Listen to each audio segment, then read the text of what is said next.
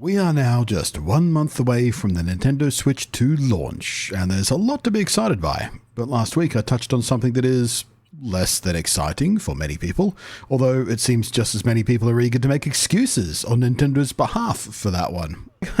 And I gotta tell you, the lack of empathy from a lot of people who were like, well, it's not a problem for me, so who cares? It's just crazy. Like, just think about other people for like half a second. Just like once a day. Give it a go. Anyway, today though, I'm thinking about one other thing that was a mild disappointment for me, and I know at least a few others, although it's not quite as big a deal, I think, as the battery. It's still something that I'm going to have a little rant about. I'm having a kind of crappy day today, so I just want to I want to get grouchy and get off my chest and see if that helps. But it's a design choice that Nintendo seemed to know is unpopular with gamers, because when asked about it directly in an interview, several of Nintendo's high-ups who were directly involved in the production and direction and design of the Switch 2 seemed quite happy to throw the blame for this choice at the feet of, and I quote them on this, very fussy developers.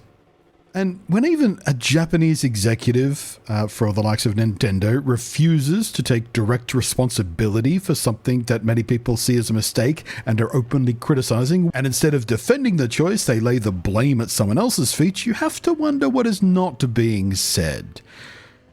Hello again, I am Blunty, and the feature I'm talking about is the lack of analog input on the controller triggers. Something the original Switch was also criticized for by many, including myself, and I'd hoped Nintendo would let their brand-typical arrogance lapse enough to realign themselves with what is otherwise an industry standard for game input, but they have ignored since the GameCube itself, although I think, if I remember correctly, I should have double-checked this, but I'm pretty sure the Pro Controller for the Wii had analog triggers, right? I'm sure someone will let me know if I'm wrong on that. Not going to edit it out if I discover I'm wrong. I'm just going to leave it in, see what happens. But yeah, analog input on controls is, it's an industry standard for game inputs. Everybody else does it and have been doing it for literally 2 friggin' decades now, consistently. That's like 3 generations of consoles from both of the major competitors, to put that into a different perspective. And I've never once heard a developer complain about that. But when the Nintendo people were directly asked, why did you decide against analog shoulder buttons on the Joy-Cons and Pro Controller, Tetsuya Saki, the technical director for the Switch 2's development team, answered, from the hardware side, we worked on what we were asked to do. There were a lot of, let's say, very fussy developers around us who wanted us to go this route, which is why we went the route we did. Now, taking advice from the developers during the design of the console is what somewhat infamously helped save the Nintendo Switch 1 from a design decision that could have been utterly disastrous. Because it was Capcom who insisted they significantly upgrade the RAM Nintendo had in early prototypes, or Capcom simply wouldn't be able to publish games from their new in-house RE engine, and one such game would go on to be the best-selling third-party title the Nintendo Switch ever had, Monster Hunter Rise.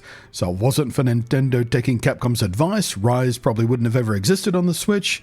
And God knows what other games you'd have missed out on or would have been incredibly crippled in that alternate timeline where Nintendo didn't take Capcom's advice. So, if not for Capcom's advice, the OG Switch might have been even more power crippled than it was, basically. So yeah, taking advice from developers, good idea.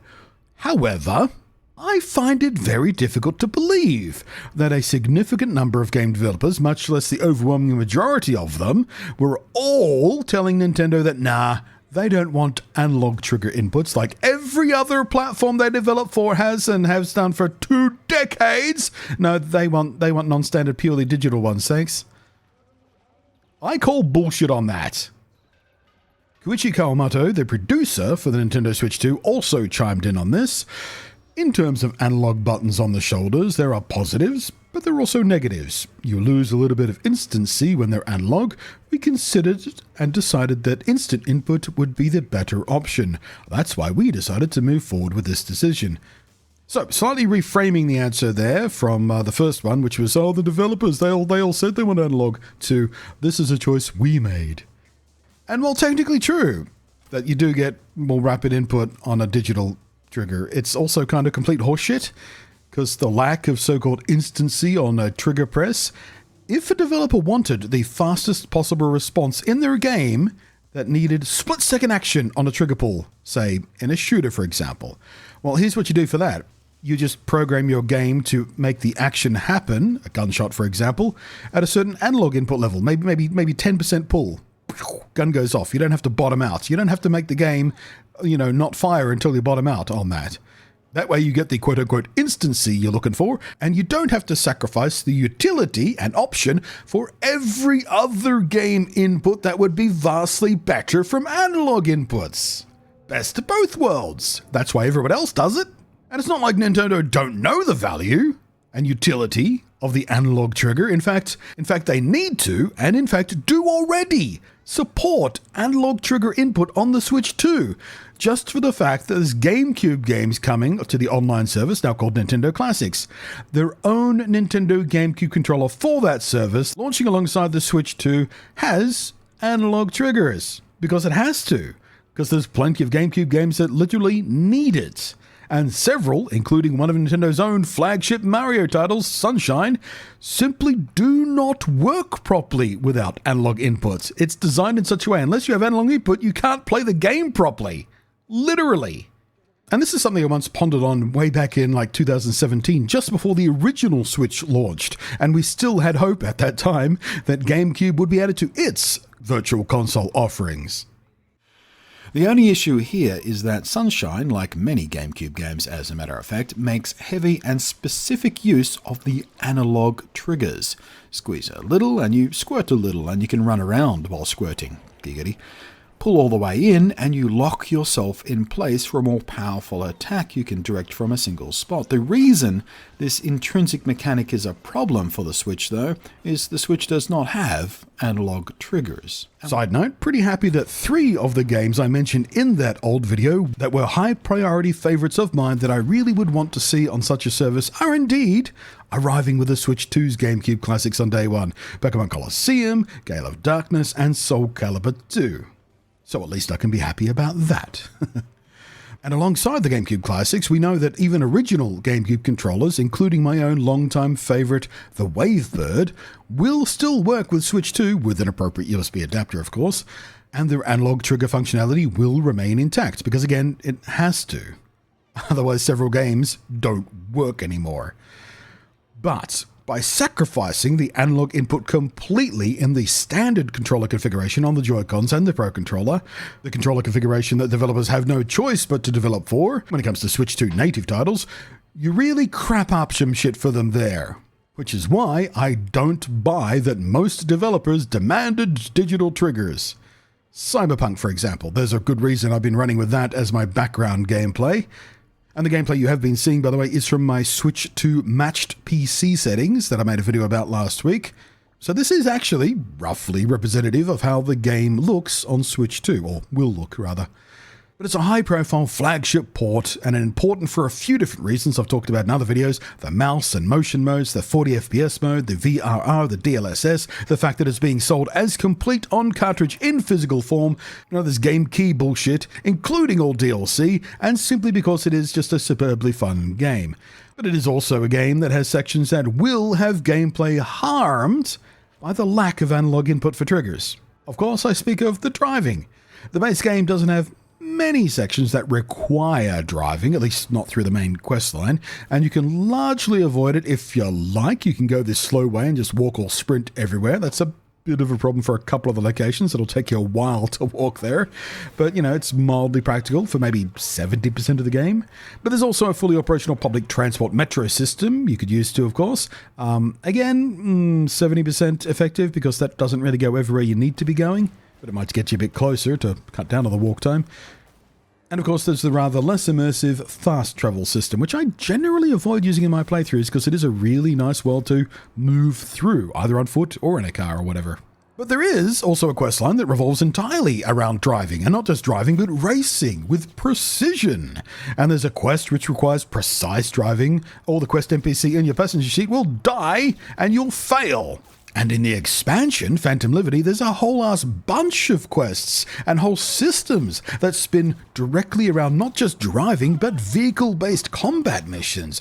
So it's kind of important to be able to control your damn car properly. And if the only options you have for accelerate or brake is 0 or 100% input, that becomes a lot less fun and a lot more annoying and a whole lot less precise. I mean, this accelerator brake 100% or nothing is fine in Mario Kart and whatnot, but not here. And not in a lot of games with driving mechanics that don't always revolve around, flat out or screeching brakes around a corner.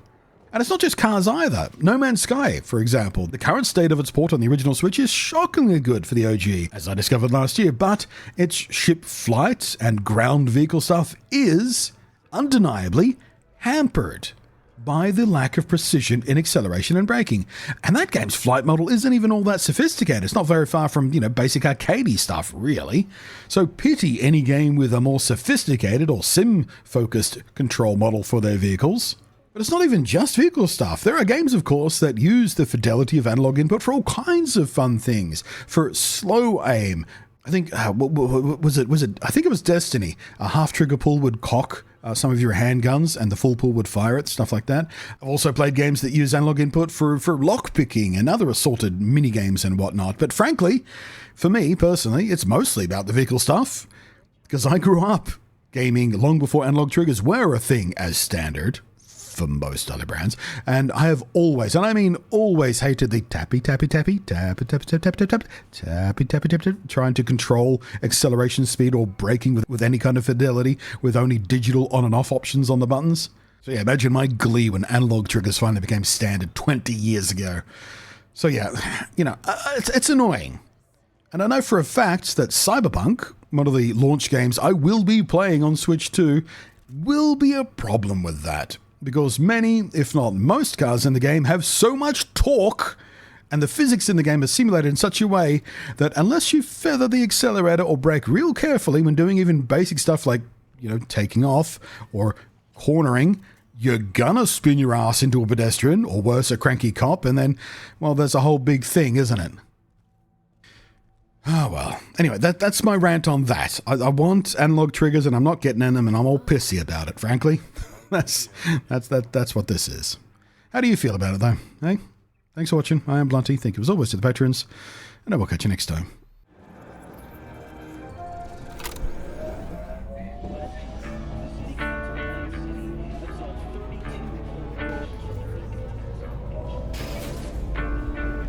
Next stop, Alexander Street.